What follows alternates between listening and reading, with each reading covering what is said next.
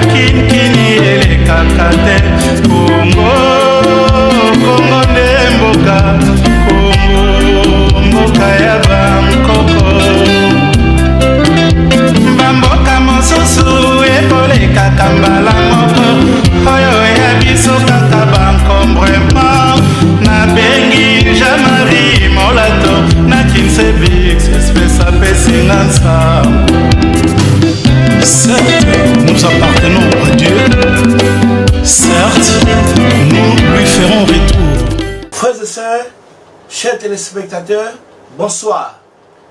Vraiment, aujourd'hui, je suis très ravi de recevoir un des piliers, un des personnes qui peuvent donner l'opinion sur ce qui se passe au Congo.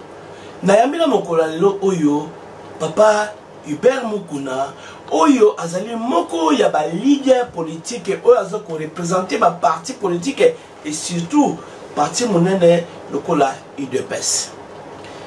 Ngai moto la bengaki na invité Pambake poto solo na ye makambo ya tina. Si les choses commencent à avoir des spéculations, si on commence à débattre sur les choses au pays, nous avons le devoir d'aller chercher pour vous les personnes dignes, les personnes capables, pas n'importe qui peuvent donner l'opinion sur ce qui se passe au Congo. Papa Hubert, bonsoir. Bonsoir, Papa Xavier. Vraiment, Papa, je suis très heureux de vous recevoir ce soir chez nous. Merci beaucoup, soyez les bienvenus. Et je sens que vous êtes aujourd'hui vraiment en forme pour parler à l'opinion congolaise. Comment vous vous sentez ce soir? Non, je me sens très bien, malgré le froid de l'hiver. Il y a l'hiver, vraiment, ça nous frappe tous. Hein. Et puis en Angleterre, je vis aux États-Unis, il y a de la neige aussi. Et ici aussi, d'ici là, ça va commencer. Donc voilà, hiver, donc tout ça la préparer. Papa Hubert, sans plus tarder, pour commencer, pour aller au vif du sujet, moi je vous reçois ce soir pour qu'on puisse développer d'un sujet très important dont le peuple congolais, tout le monde est en train de spéculer à propos. Tout le monde est qui représenter le peuple congolais. Par contre, les dirigeants politiques, bakendaki po basangana bazwa mikano batala makambo o etali boni mboka ikokotambola. Nos dirigeants se sont réunis à Genève. Genève za place au bazwa ka mikano toujours ba convention nyonso na mikanda ba pesa biso na poto bona bela convention utaka na Genève. Eza ville mobo ezaka sacré pour la makambo etali boyokani pour etali convention. Et on nous a informé que les dirigeants sont allés à Genève. Et les décisions ont été prises. Après,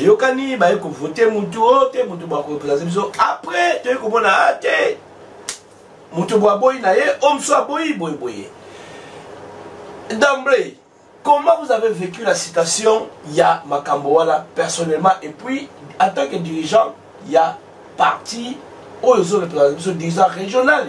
Il y a UDPS Awa na Nord-Ouest dans Manchester. Comment au Santaki situation là? Comment vous l'avez vécu personnellement? Merci de Damien pour ta parole, surtout merci pour notre invité Ngai na bandeko pour donner le point de vue. Pour Baoui Baïbingate, comme on a Ngai Beromukuna, Nazali Nazali Baïtou de Nangana Kishasa, diplôme d'État Nathalie Lumumba, diplômé de l'École nationale des finances, Kishasa, diplômé de l'École du Trésor à Paris. Je suis background Nanga Izali, je suis fonctionnaire du ministère des Finances, avec rang de directeur. Mais je me suis engagé dans la politique. Lors de la libéralisation, j'ai choisi l'UDPS comme étant mon parti. Et j'y ai évolué jusqu'à occuper les fonctions de secrétaire national. Donc aujourd'hui, je suis secrétaire national honoraire de l'UDPS. Donc les allez pour la bateau, pour voir qui parle devant nous. Pour la besoin de la Macambo, le kaki à Genève. Bon, Genève est un épisode. C'est un épisode dans le souci où il y a pour ça, la force politique, mais surtout, où ils allaient lutter contre le pouvoir de M. Kabila.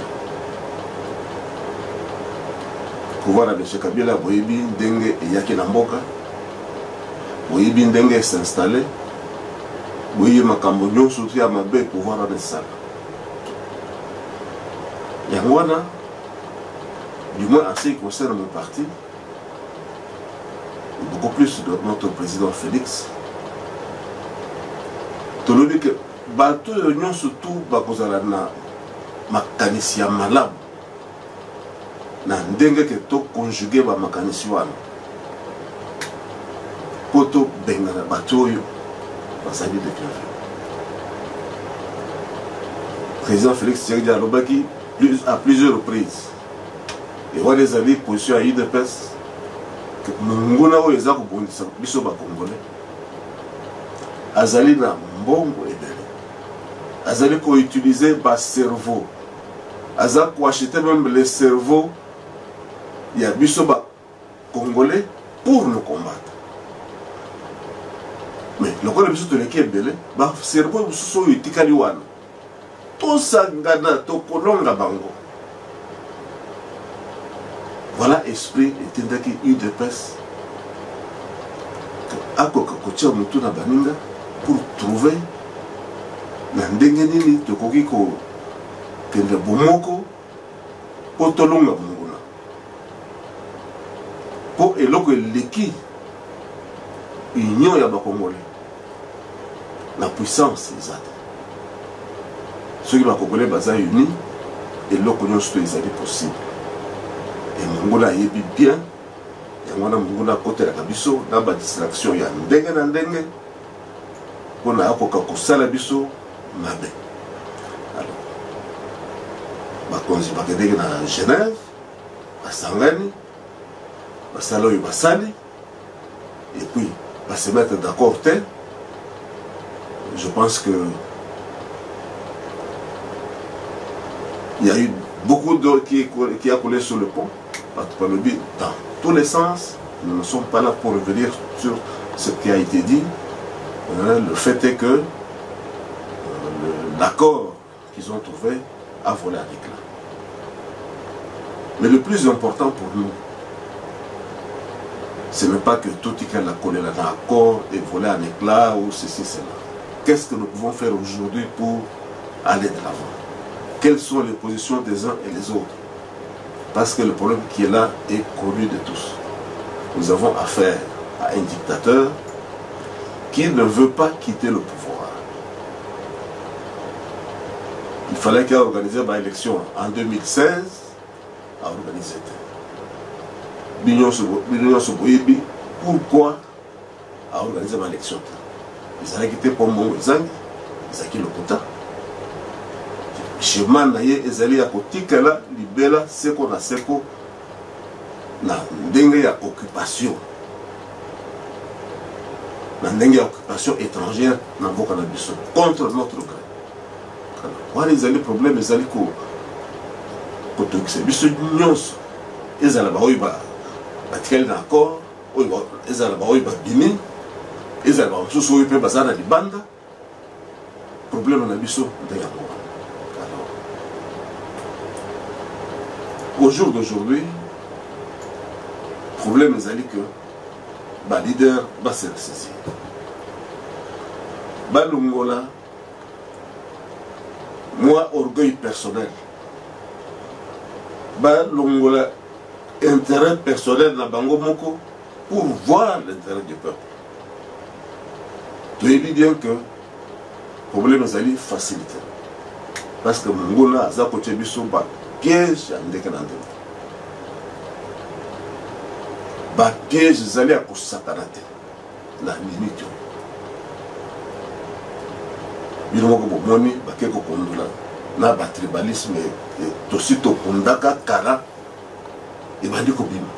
Pour quelle raison? Nani Congolais abomi Congolais? Congolais abomi Congolais. Mais pourquoi bakeko kondula tribalisme? Bomoni ke wana ezali bakomi na suka. Ezali preuve que bangona wana bakomi na suka. Po soki bakomi na suka bakol bimisa ba makambo ya ndenge na ndenge pour nous distraire. Yango wana biso tobi boye. Biso UDPS toza na expérience molai ya bambula ebele. Ezali UDPS ezali moto moko te. UDPS ezali président à UDPS te. Biso UDPS slogan na biso ezalaka UDPS parti du peuple. Le parti du peuple c'est l'UDPS. Les forces ya UDPS. Ce qu'on dit yokana na UDPS yokana na peuple. Sala makambo peuple elingi. Un point intérêt. Pour le peuple azana mboka na ye, azana droit à vivre le corps bato nyonso. Tout a besoin de discours, il a eu soutien. De un, tout a un problème pour récupérer mboka na biso, ils allaient entre les mains des forces étrangères. Et de deux, tout a besoin pour développer mboka na biso pour mwana ya Congo à vivre dans ndenge ya bomoto. Na mabele bakoko na ye baza ko respecter ye pe aza ko respecter bapaya oyo baza ko ya na bwanya bapayo baza ko ya na esprit ya ko construire mboka oyo balingi pe Congo bazali bapayo baye na ndenge ya ko détruire ba Congolais wana ekoleka. Nous sommes un peuple hospitalier et yebana buto yembango. Tout le monde a changé et le quoi des élites, nous sommes le peuple, un peuple hospitalier. Donc on y a un papa. Zamba pese biso mboka monene, pese biso ba richesse belle. Oui que tu biso moko toko kokana yango et puis peto gosal ça peut baninga. Alors c'est ça qui est au-dessus de tout. Alors ba manœuvre le Kabila zosala na nanga boye bien. Parce qu'un des problèmes c'est que et comme il connaît les accords divisés biso. Et quoi qu'on divise biso te. Monsieur Yosto Telemaka on a 2016 Kabila Kenda. Vous savez la marche le 16 octobre, le 19 septembre, le 19 décembre, pas conflit. Pour un seul objectif. Pouvoir à Kabila et à qui na Mouyibi. Mais dans ndenge ya ba loi oyo to signé ki na bango na Sal City, constitution to voté. Kabila sali 2 mandats. Oyo aye esili abo Pia. 2 places to Sal City. Ba manœuvre sur manœuvre. Ba manœuvre sur manœuvre. Alors, grâce à la pression du peuple congolais, na aide de la communauté internationale, abimisi calendrier na bango boko. Mais calendrier on est allé qui a sorti là-bas piège belé. Tout ça parce que pour M. Kabila, il doit rester au pouvoir en vertu de l'article 70. Tant qu'il n'y a pas d'élection, il faut ça la one. Nenge balobaka. Oko sanga mbala moko, oko sanga mbala mbalete. Siko to ko rêver bakanisa na bango. Plan na bango no susani. Article 70. Oyo so bazo sala c'est pour qu'il n'y ait pas des élections.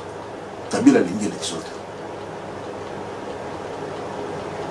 Machine à voter. Et on nous a fait parler là-dessus. Mais est-ce qu'on va machine à voter ça? Mais Abimisango le 23. Abimisango le 23 parce que le 23, Ezali Mokolo Oyo, tu dis bien que vous allez à Kabila d'abord lui et Sili. Mais s'il a déjà papa Hubert, et s'il a Kala, donc tu aussi ça combien de fois? Et c'est s'il a Nango en fait. Oui, et c'est s'il Nango. Donc, et s'il a maintenant aussi ça aussi. Oui, tout aussi ça parce que. Parce qu'en fait, c'est si là. Voilà, merci beaucoup papa Hubert, vraiment, je suis très ravi de l'introduction sur la Bandeko. Je suis très ravi parce que vous avez palpé un peu la situation en général, vous avez touché ce qui ne va pas au Congo. Et comment, vraiment, j'ai senti moi-même comment vous avez pu palper la situation générale. Je suis très content de ça. Mais papa Hubert, parce que moi, je suis ici, Martin Fayou n'est pas ici, Félix n'est pas ici, Katumbi n'est pas ici, Kamel n'est pas ici. Donc je ne peux pas essayer d'appeler ça un peu opinion la bango pas la bango avant que Kendawa, Tio Sil Sanayo Awa, Ndengo Bandayo na Kola Sabandeko, Makamano Utawa Pitozawa Pi, c'est très bien. On peut se bango jusqu'à moi et débat. Aujourd'hui, mais comment on ne comprend pas? Fayoulou, c'est comment? Azamon a IDPS. Partout où il a été, il incarne les idées de papa Etienne. Et quelquefois, tant que Yamba est toujours bien. Quelque part, mais le oyo malgré ma manœuvre, malgré ma makambo salami, et n'oublions pas que Félix dit toujours que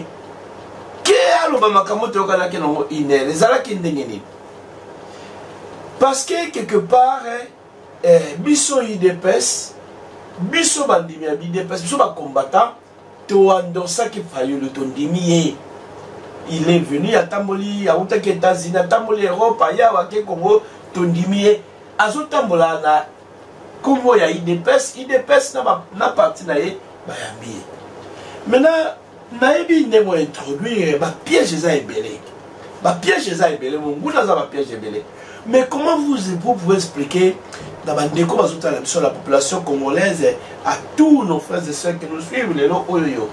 Comment les lots oyoyo? Mutoyo, bisoto ya billet avec un nom ya IDPS a comme une place Souana. Pourquoi pas? Pourquoi Bimisi Makelele? Pourquoi pas? Tu croyais qu'on vend du sabango? Parce que ce que ça Mutoyo, entre le quoi tu baki a incarné IDPS a comme une place à vous. Même tu senti que l'eau comme Boisake, c'est l'autre qui devait être là, bouleversement. Il faut dire de ça jusque là. Pour Makamango et Pessama mobilité. Bafana na se to bongisa ngo na ndenga kuku lokola pe moko la to yebaki kete azo ekane ba idée ya papa oyo paza mwana mais et là pourquoi et qu'est-ce qu'il faut papa Hubert? Comment vous pouvez dire na bandeko bazota absolument la Congo? Est-ce qu'il y a manque de stratégie Tonini? Comment ne pas arriver à cela? Non, il faut, je comprends les soucis des gens par nous poser la question, mais je pense que nous devons être très francs avec nous-mêmes, parce qu'il n'y a que la vérité qui a franchi. Voilà. Bandeko il beaucoup allé à Genève, mais ça bangonio surtout par chef de parti politique. Chaque parti politique a pour vocation de conquérir le pouvoir. Donc, le Kona Bango va décider que ils allaient mal. Ils ont une obligation. On peut faire des coalitions en politique et dire ah, ils ont défendre mais nous avons ensemble ou bien par force de ensemble pour gagner et tout. Ils ont des arrangements politiques. Des arrangements politiques. Des arrangements politiques.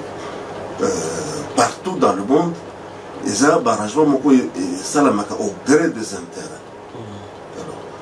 Donc, n'oubliez pas que d'abord, en tant que chef de parti politique, partout dans le monde, vous avez une ambition, il y a pas conquérir le pouvoir par nous.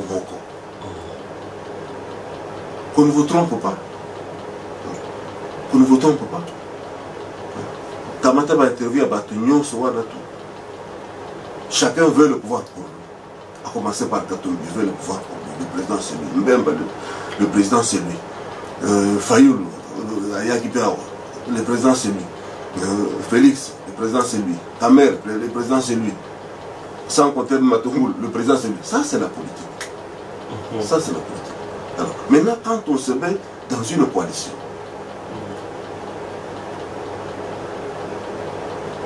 on y va de manière volontaire pour faire ce qu'on appelle un gentleman agreement. Donc ça l'accord. Accord Wana, ce qui s'appelle Singaï. C'est bien. Ce qui s'appelle Singaï, c'est un accord Wana. Donc on ne peut pas dire que Fayoulou est de l'UDPS. Non, Fayoulou est de l'UDPS. Fayoulou est un parti naïf. Non, on ne dit pas qu'il est de l'IDPS. L'IDPS est un dossier qui peut être opinion là. Non, non, non, non. Lui, en tant que l'IDPS, moi je crois que c'est lui qui a endossé nos opinions. Parce que nous sommes la fille aînée de l'opposition. Nous avons tracé le cadre juridique. Et le connu du peuple congolais à Lingui, c'est connu dans les 4 coins du Congo. Qu'est-ce que les Congolais veulent? C'est ça que l'UDPS représente. Alors, ceux qui ont côté national, ceux qui osent en dehors, osent soutenir le pouvoir d'occupation, alors, donc, Fayoul Baza va allier Bato Yubayaki. Et pas la Bissot, va dire non, nous aussi on défend la même chose que vous. Qu'est-ce qu'on peut faire? Ok, marchons ensemble. Raison pour laquelle d'ailleurs on connaît qu'il est Raïka à Manchester, Bissot Batoyi dépêche de Yaki. Pour te dire que Mouto Yonso, Azali, pour combattre le pouvoir où il y a solo, tu peux soutenir rien.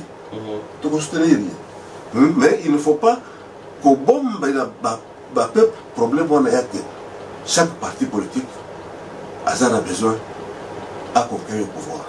Puis il y a obligation ni dans la constitution, ni dans le statut d'un parti politique, encore moins dans les statuts de l'UDPS. Il n'est pas dit ça. On est allé par accord, tout ça là de manière circonstancielle. Celui qui te dit que les a pour arranger Bissot, tout ça suffisamment n'a pas garanti en tenant compte des réalités politiques. Tout ça là bon. Et puis d'ailleurs, vous savez que pour l'UDPS, les accords, les vrais accords se font après les élections. Parce qu'avant les élections, il y a une discussion pour eux. Ongaï. Les vrais accords, on les fait après les élections. Mais vous savez comment est-ce que on critique l'UDPS. Ah non, Bango Bakanissi, le problème est un grand parti, ils vont gagner seuls. Il y a quoi le président de la mission à l'hôpital? Ceux qui battent dans l'hôpital, c'est de la Gabon. Boya, tout ça la coalition. Donc ce souci-là de rassemblement, oui, il y a un qui est président de la mission qui a été solo dans le Congo. Mais ceux qui sont solo, et ça devient un dingue que le peuple a voté qui est président de la mission que Aza candidat présidentiel à ses pénitents. La tâche devient difficile pour lui. Parce que il y a qui va soutenir le candidat commun. Ceux qui vont limiter. Ça va beaucoup. On les a obtenus la suicide. Là, en fait, je donne un point présent parce que il ne cesse de le répéter. Il a accepté, mais faut qu'il n'ait été, comme il est comme une polémique, je ne vais pas répéter le mot, que base naïende et le bon, ça va. Ça, c'est le mot où il est comme une année. Mais, quel est notre devoir? Où il trouve que ça, parce que quelque part, on a toujours parce que et loko est pessimiste quel est notre devoir? Ce qui sont peuple to sa base. Bon, base voilà bon poni mutu. Par exemple, tout à la calendrier, on comptait 23 jours. Au compte, pas plus d'un mois, il faut m'accamer quoi. Est-ce que peuple, parce que peuple, tu as peuple, tu as base, mais si tu as chef, au moins peuple a la chef, troupeau. Au moins, on est sur Kima. Moutou va chapa faut pas le chef de Yem Tabanagomola. Azan est sous l'air, Azan est délinquant, Azamboui. Parce que, dans le président le Bakike, moi je vais les convaincre. Il faut une option de salir, de soutenir le président pour convaincre base le col à l'Obaki. Base boy, mais est-ce que, ou bien, est-ce que vous pouvez expliquer la nini, la raison exacte? Est-ce que senti que côté base des âmes à casse pendant qu'il a cocaté parce que ça dit que promesse c'est ça que y a convaincre base mais base est précieuse à ma casse y a endossé opinion y a base au coup expliquer on dit na bande koyo bala ko baso la biso non au mode de votre bien il faut poser la barre politique na biso tous à la cas sincère, honnête envers nous-mêmes et envers la population. Tu ne peux pas pousser les cambos pour espérer seulement que yo tire bénéfice et quand ça ne t'intéresse pas, et comme il m'appelle. Oui, Genève, ça, oui, ils ont l'opinion dans Gaïmoko. Genève, Evanek m'appelle. Qui n'a bon démarrage. Pourquoi?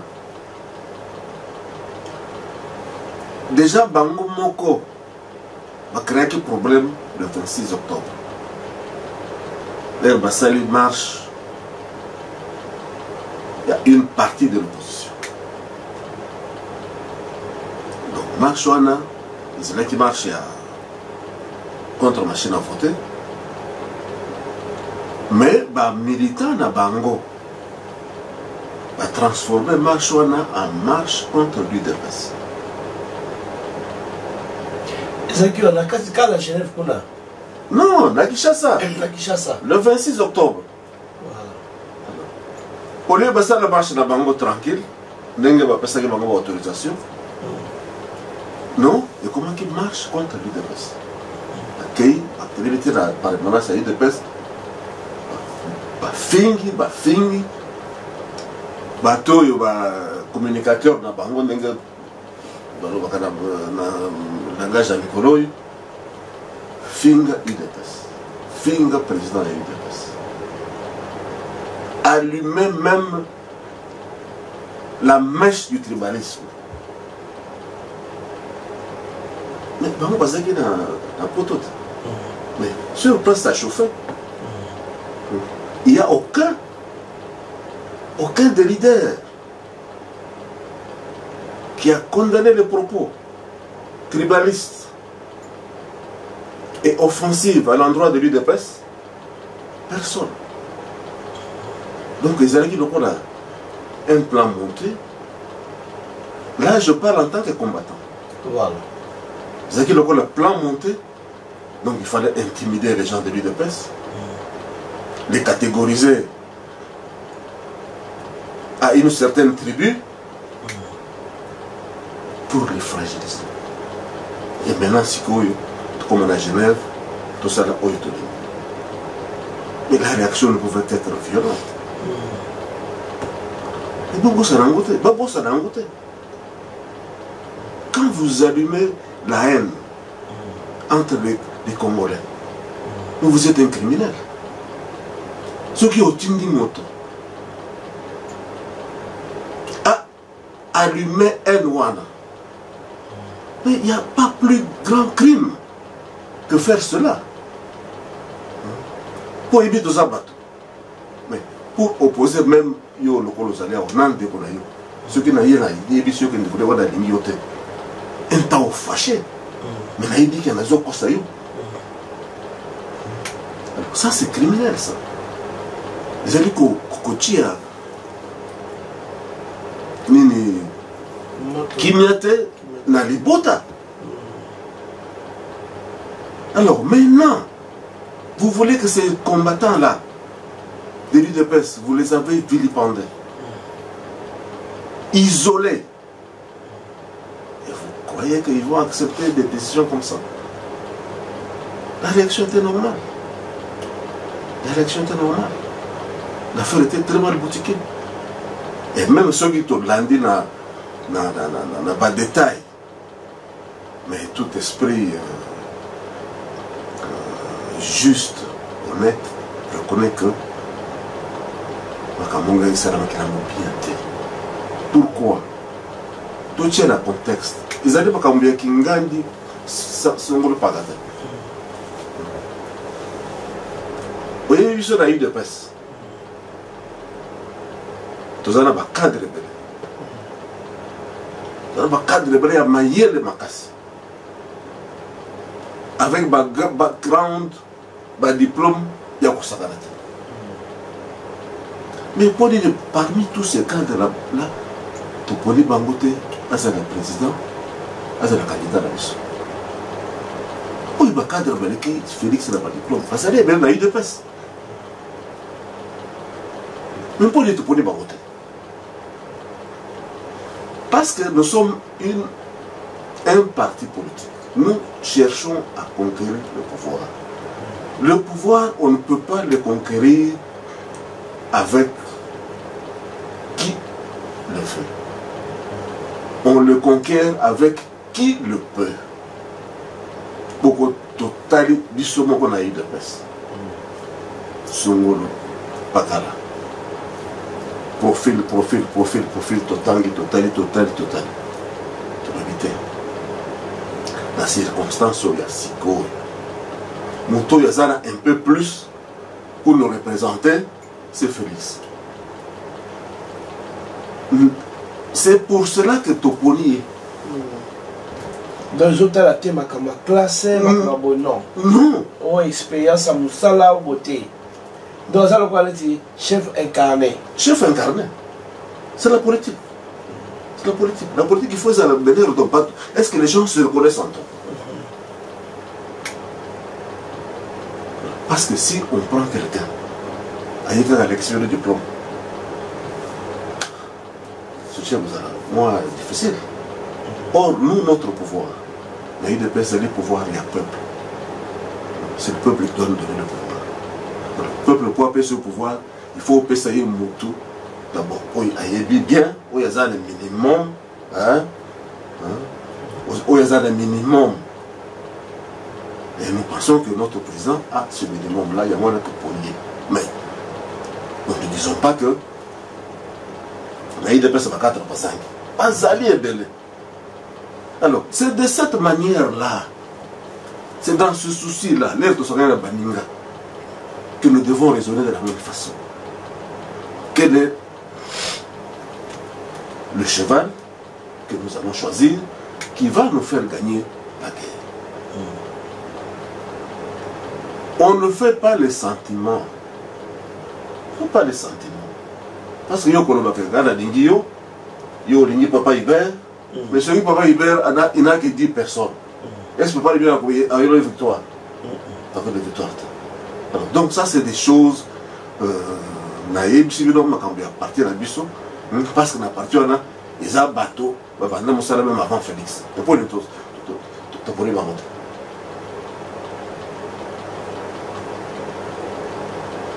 Dans circonstance, à un moment, et perception que Yende Azali, le meilleur cheval pour le monde. Papa Hubert, merci beaucoup. Je crois que Baba Congo Bozolanda, je viens de recevoir aujourd'hui ce soir, je le répète encore, Papa Hubert Mokuna, qui est un homme très talentueux, comme vous l'écoutez, qui est le président régional de l'UDPS, ici au Nord-Ouest, et nous sommes en Angleterre, United Kingdom. Papa Hubert, merci beaucoup de l'explication aux OP Sabala Congo, Oyo Baza Kolanda, très bien. Merci. De soutenir le président incarné, où ils allaient, Papa Félix. Maintenant, on attend Oyo comme Nango, Oyo n'a pas propos, Oyo les cas, parce que là, on va vite conclure. Et nous connaissons au couloir, Oyo Gosalaki, au lieu de Fingana. Au lieu de Maïzala, au lieu de Tribalisala, compte tenu la situation au Bazan Nango, na minute yo, président Fayulu, président Félix, bah oyo mususu, quel est le mot d'abord ya yo moko na ya peuple oyo coupé ça pour battre la réconciliation ezala peuple congolais ezala uni. Et le connu le balabon, qu'est-ce que vous allez dire, please? Non, moi je vais aller droit au but. Je vais leur demander ceci, mes chers frères, leaders des partis politiques. Mettez vos intérêts personnels de côté. Moi, que le peuple n'abisso mawa. Même Bino, vous êtes parti de ce peuple-là. Et je ne me trompe pas si je dis que ma souffrance au peuple n'abisso ils ont mon. Même Binope n'a pas tout l'air pour souffrir comme un mettez ce intérêt personnel de côté. Privilégiez l'intérêt du pays. Pour tout le monde.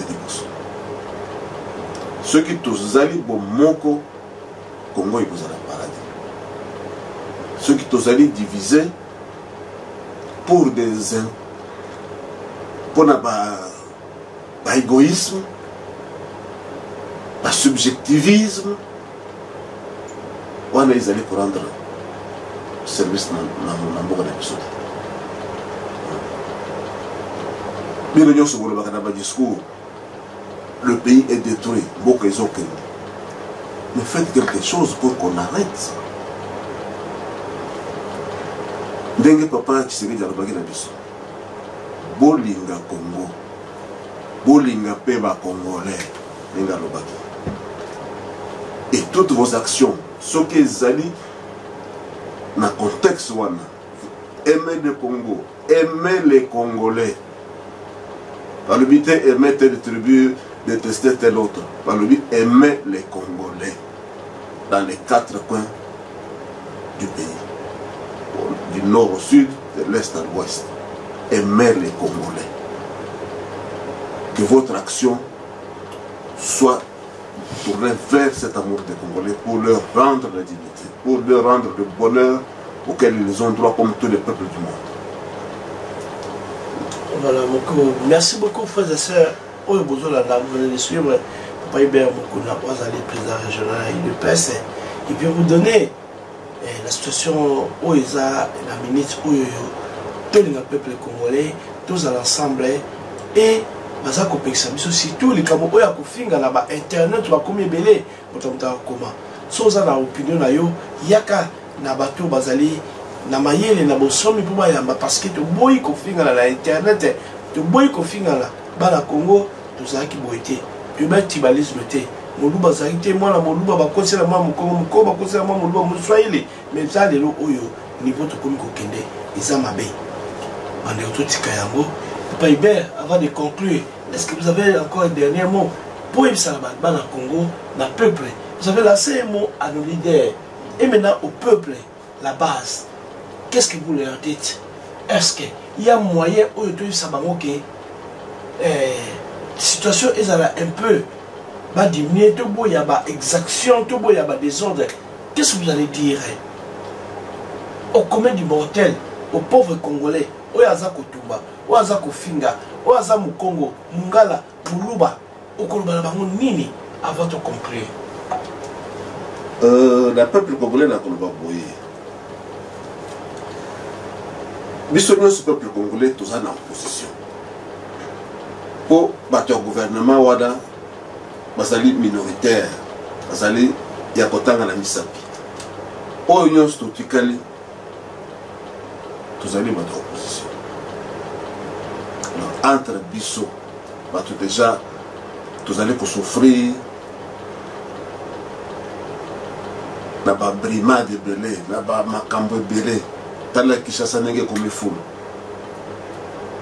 Na ningi kozo que na ba makambo na té parce que tout le monde le dit. Problème na biso ezali to lingana. Totala oyo ezali na intérêt ya mboka. Voilà na makambo te que oyo po azali monoko mboka nde azali ndeko non bandeko na ngai expérience elakisi biso depuis dictature ya Mobutu ke po basala yo mabe bakokamata kaka ndeko na yo moko nde akosala yo mabe bobosala likambo wana te boza baluba bakokamata boluba nde akonyokola bino baluba boza bato abandundu bakamata moto abandundu nde azokonyokola bino esalema partout esalema partout mais biso peuple tofongola biso totala baoyo baza ko défendre biso tozala na bango na nsima mais topesa bango mpe malgré baambition na bango ezali légitime ke bakoma bakonzi topesa bango mpe amour ya mboka lelo tozali na makambo ya maponomi makambo ya maponomi ezali koreconnaître pouvoir na bino po bino nde basouverain ya mboka wana bino nde bakonzi mokonzi oyo aleki bino peuple azali te boyeba koidentifie epai nini baintere na bino ezali epai nini bamakambo ya lokuta oyo ekomema bino na pasi makasi ezali. C'est pour donner un exemple que chaque fois que nous nous entretuons entre nous les Congolais, les Rwandais nous croyaient préparer à biso coup ya makasi. Et les Rwandais yaka les tokosotuka tobandi kolela. Ne donnons plus cette occasion là. Topesa bango occasion wanate. On peut vous rappeler, en 1960, c'était ça. Avant de faire ce que Babel Basaraki, ils nous ont d'abord divisé. Nos leaders ont été dans la table ronde, unis, Zongi, Namboka, avec des discours tribalistes. Mais or, ils allaient pour préparer Bamakambo, Yamabe, et il est après 1960, pour le diamant. Le génocide à gauche à droite,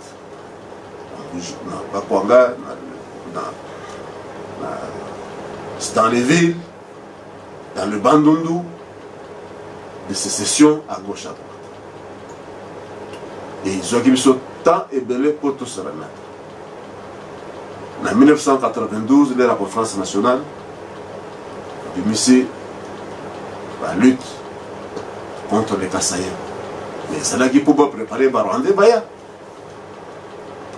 Ceux qui vont bandir de l'eau, est-ce que vous voyez bien le les anasines? Tosimbana. Tosimbana. Tosi tokomi na niveau moko ya unité oyo mongona kolonga biso. Et bossi bolakisi encore à plusieurs reprises.